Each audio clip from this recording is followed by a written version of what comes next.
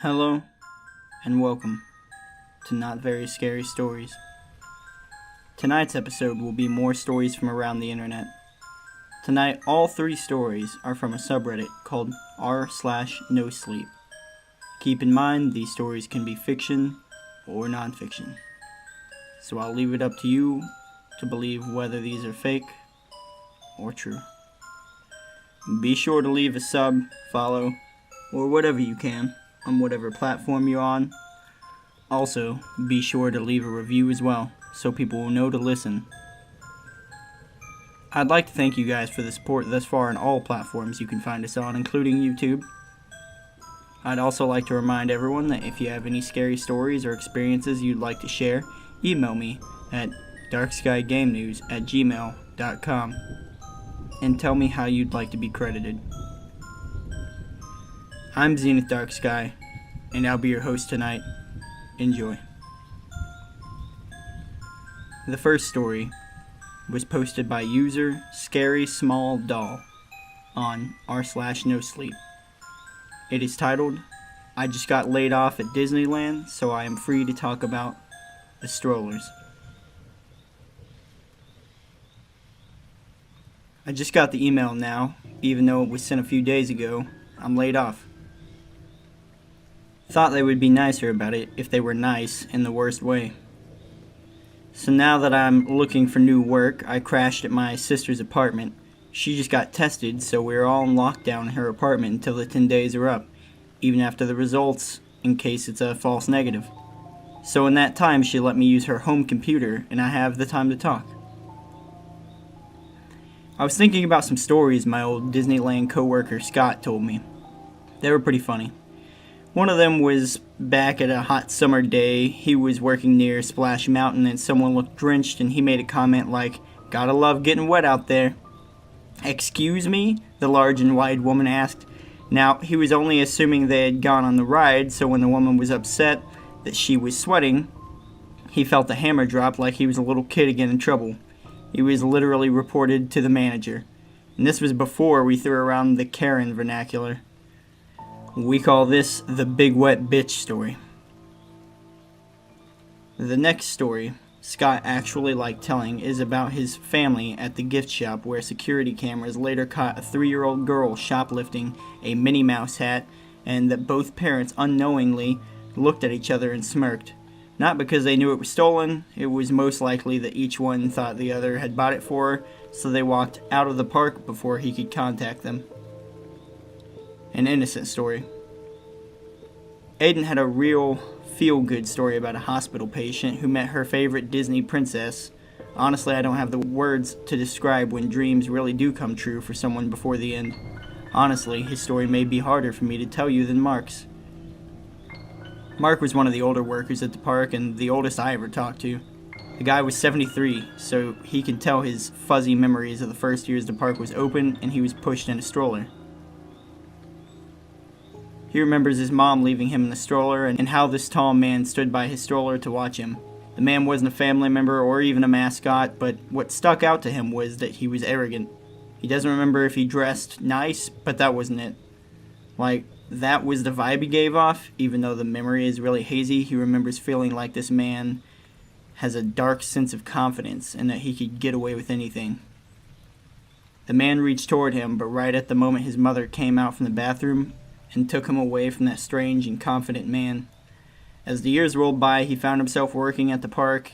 As he was stacking the park strollers, he was just about done when he found the last one. He felt a presence. Standing near the stroller was a woman who, like the confident man, looked into the child in the seat, and at first he thought that this was the mother. That was over when the mother ran towards them both, shouting. He called security and had the strange woman taken away. Now, once in a while, as he was putting strollers away, someone would call out to him and ask for his attention. Every time he did, they started a long conversation, asking about where certain rides or places were and are, and the changes to the park, and thanking him for his time. By the time he got back, nothing unusual happened. So he went about the next days doing the same thing. One day, as he was stacking the carts and strollers, he counted that one was missing. Odd. Perhaps it was near a ride queue. It wasn't. Since it was only one, he let it slide and went back home until his next shift. It wasn't until a few days when the same thing would happen once in a while. At least it felt like it didn't happen every day. So why worry? He had no idea where the missing strollers went, and he didn't care. As the years went by, he lost track of when this would happen, how long it has been since the last time it happened, until pretty soon, he was numb to it. Several strollers were missing a month every year, and since there was still more than enough to go around, nobody said anything to him. Besides, they sometimes ordered more. So that was when he told himself he didn't care and it shouldn't bother him. Around that time, he was transferred to the new California Adventure Park and worked at the Bugs Life area. He's been working at California Adventure ever since. So one night in 2016, he tells us about these missing strollers. When we ask why does he tell us so late and why now, he gives his reason. Mark said he was on a long road trip by himself. It was getting really late. He was running out of gas. There wasn't a city or even a street light for miles. He was in the middle of nowhere. That was all he knew. He pulled over and took a nap in his car. That night, in the dark of the desert, he felt the warm wind blow through the cold night. It was difficult for him to sleep. That was when he heard it. A loud, unearthly series of cries in the dark. Distant screams echo in the night. If he could listen carefully, he said, each almost sounded like a baby crying. Although he said he hadn't ruled out that he was hearing coyotes or some other animal make a similar sound. The next morning, his car wouldn't start. He got out and began to push it down the road in neutral when an old beat-up pickup pulled in next to him, and this dirty little teenage boy with a big toothy grin asked if he needed a lift to town. He said he needed a tow, but the kid just looked at him like he hadn't heard that word before. As they went over and around the large mesa, Mark realized that they were going off-road. This is a shortcut to town. As a matter of fact, it's the only shortcut to town. They pulled into a quaint little town with a sense of peace and safety there. Mark didn't know what to think. The people there were very hospitable to him, and he couldn't bring himself to feel any discomfort. He tried calling, but the reception died and there were no cell phone towers. He asked if there was a phone he can use, and everyone in town would look at him the same funny way, not knowing what he was even talking about and trying to change the subject. As a matter of fact, nobody had a phone, and no place even had a TV. The only electric outlet was rusted over with the frame chipped off, and the only use was to help him pump the gas he desperately needed into a gallon can. People offered him a ride in that same pickup to and back from his car, as they looked like they had never taken anyone else in that pickup in months. However, as clueless technology-wise as the townspeople were, they were so friendly and charming that Mark didn't care much about that. It gave him the feeling of how places used to be, when everyone knew each other on a first-name basis, that kind of thing. Anyway, as he drove off past the town, he took off his hat and waved goodbye, and they were all smiles and begged him to stay. He had to keep going, so he said his farewells, and that was all he ever saw of that town. He tried finding it again, even took the same roads, but it was all just desert. What he told us next chilled us in the back of our necks. Let me see if I can remember how he put it in his own words. Funny thing, after I drove past that town, my car almost fell off into a canyon that cracked in the floor like from out of nowhere. Luckily, I backed up just in time to pull out safely before gravity did its dirty work. We all laughed, but the story wasn't over. And you wouldn't believe how many strollers I saw at the bottom of that canyon. This next story is titled Church Lady, posted by user ASChad740 on r/nosleep.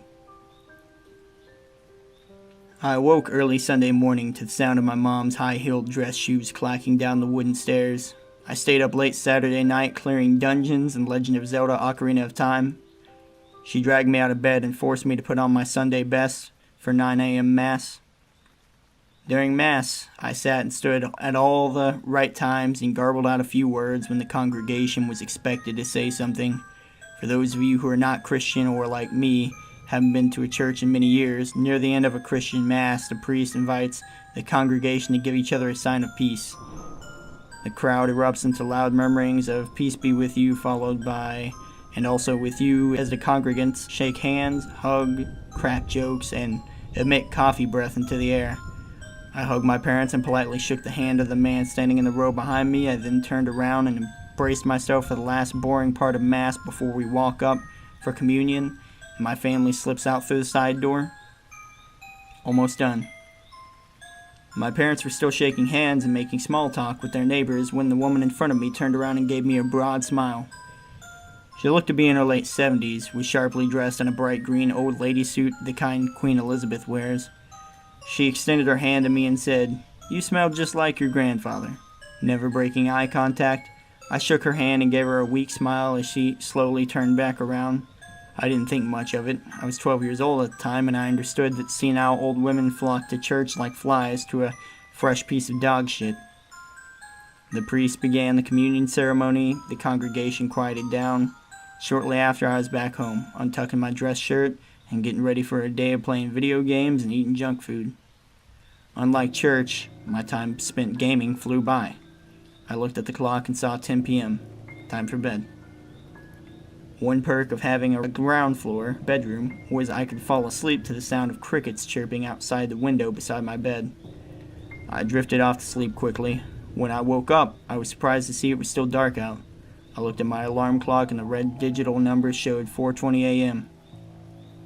The crickets were no longer chirping, and I was painfully aware of the dense silence in my room. I ignored it and laid my head back down, pleased that I could snag a few more hours of shut-eye. I was drifting back to sleep when I heard a distant giggle. My eyes shot open. I focused all my energy on listening through the dead silence. Another giggle. A little louder this time. I looked around my room, checking to see if I left something on. My TV was off, N64 was off, Game Boy Color was off. None of my toys made noise. My parents usually fall asleep with the TV on, so another giggle. It was loud enough now that I could pinpoint the source to my backyard. I froze in place, felt the blood rushing to my limbs, and spent the next few minutes deciding if I should lay still in my bed and pray for sunrise, or sit up, peek through the shutters, and see what was making the noise. After a few minutes of contemplation, I decided that whatever was making this noise was probably some benign thing like a critter calling out, or maybe a raccoon got a hold of a dog toy. I kept thinking of that episode of SpongeBob when Squidward thinks someone is spying on him, but it turns out to be a piece of coral scraping against his house. Squid's day off. Still, I wanted to find the source. I sat up, took a deep breath, and peered through the blinds, not daring to open them or move them. I saw my backyard faintly illuminated by the orange glow of a nearby streetlight. Nothing seemed out of the ordinary. I scanned around the yard and saw a few toys scattered around the grass.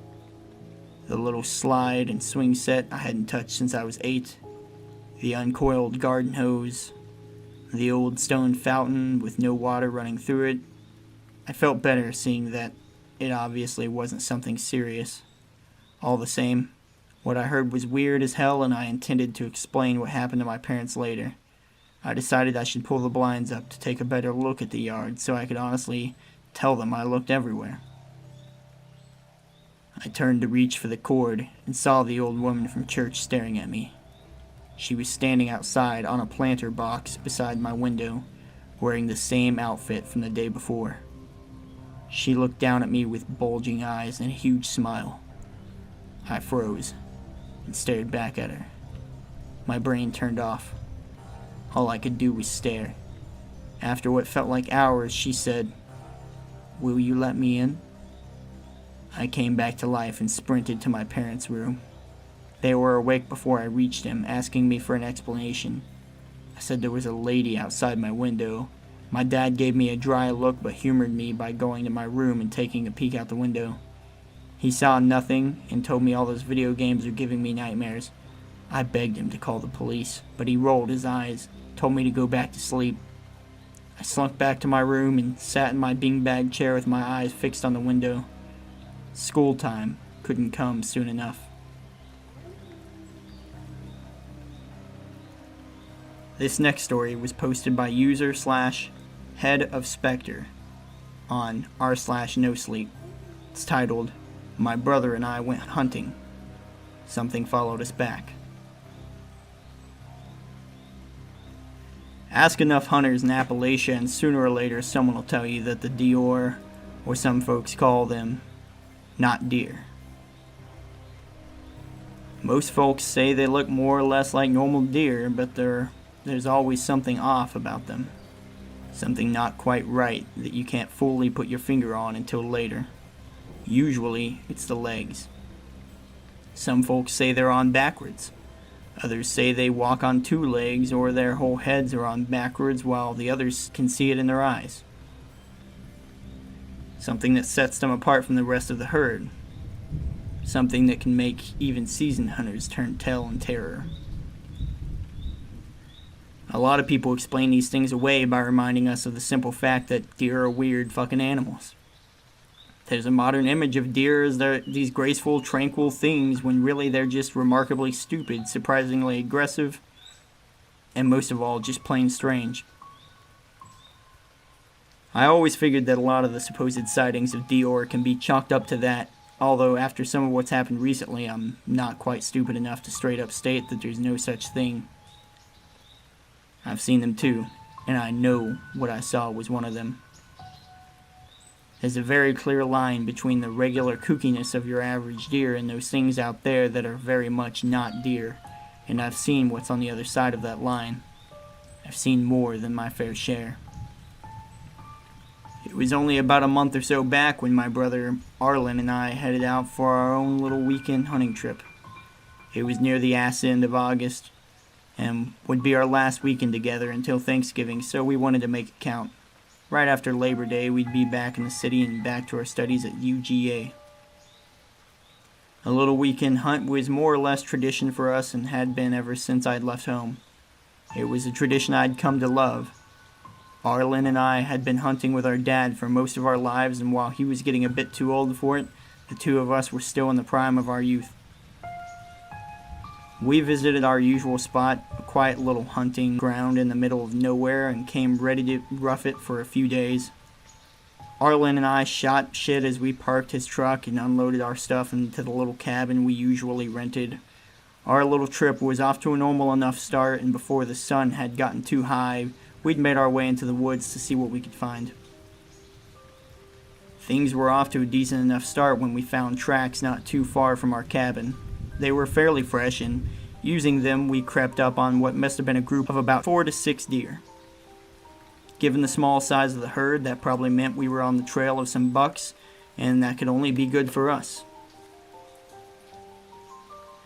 We kept quiet as we tracked the animals, and for a good while we stayed on their trail, slowly gaining on them as they wandered the woods. Couldn't have been more than an hour or so before I spotted movement through the trees. Tall, proud horns moved amongst the foliage, and I watched them closely. From my vantage point, I counted about 4 bucks. They seemed not to notice us and glazed lazily as Arlen and I studied them before planning our shots. From my angle, I could easily put a bullet in its heart. It would be quick and probably painless. Arlen had a good shot on another one of the bucks a little further away. Its body was positioned just right. If we timed it perfectly, we might have gone home with 2 bucks on our first day out. Not a bad haul at all. I steadied my rifle as I trained it on the heart of the nearest deer, and my finger rested on the trigger, ready to squeeze it before the damn thing moved. Its head shot upright as if it had heard a noise, and its eyes fixated on me and Arlen. We were hidden in the foliage, so it really shouldn't have seen us so easily. Smelled us, maybe, but not seen. Yet it stared at us, all the same. I mentioned before that some folks know a deer when they look in their eyes, and looking into the eyes of the buck, I knew something was off. It's hard to fully describe, but the color seemed wrong. The eyes looked blue, but a vibrant, ice-cold blue. Beside me, I felt Arlen tense up, and I knew he saw exactly what I was seeing. The heads of the other deer turned to look at us as well, moving in a slow unison that sent a chill through me. When faced with danger, people either run or they fight, and every nerve in my body was telling me to run in that moment, but I held my ground all the same, and I stared into the icy blue eyes of the deer. The blue-eyed buck rose onto its hind legs. It did so with relative ease, and as it did, I noticed something odd about the shape of its body. Its limbs seemed just a little too long. Its front legs hung limply in front of it as its eyes remained trained on me. Its mouth opened, and from it came a surreal, chittering noise. It sounded almost like a child on helium, uttering complete nonsense, and yet that combined with its unblinking glare made me want to shrink back. Arlen lowered his rifle and pulled away quickly. "Christ, come on, Mikey, let's get out of here." He nudged my shoulder, but I didn't budge. I kept my rifle trained on that thing. Whatever it was, it babbled madly. Then it took a single step towards me. I jolted backwards. As I did, I pulled the trigger. The bullet hit the creature dead in the chest. It was a shot that should have blown through its heart and killed it dead. Any normal deer would be dead, but that thing just continued to stand and chitter. The impact of the shot didn't even faze it or cause it to sway. It remained perfectly upright and took another step towards me, eyes still fixated on me, a condescending mockery in its posture. And as it took its third swaying step, I saw its lips curl back like a snarling dog, and what was behind them was a set of jagged, gnarled teeth that looked more like a dog's than a deer's. They jutted out of the gums at odd angles, and that should have made it impossible for it to have ever kept its mouth closed in the first place. Wet saliva dribbled down its chin, and I finally gave in to my fear and pulled back. Arlen tugged at my arm, and I didn't even fight him for 1 second. I let him lead me away from those things, and together we raced deeper into the woods. Far behind me, I could hear that hellish chittering growing louder and louder, like mocking laughter. No matter how far we seemed to run, we never quite escaped it. Arlen and I didn't leave the cabin for the rest of the day. We told ourselves we'd just run into some weird, overly aggressive buck, and that we'd be fine the next day. I think we both knew we were lying. Even the cabin didn't feel quite safe. We had it for a few days, but we didn't even last one. He'd seen me put a goddamn bullet through that fucking deer, and it hadn't even blinked.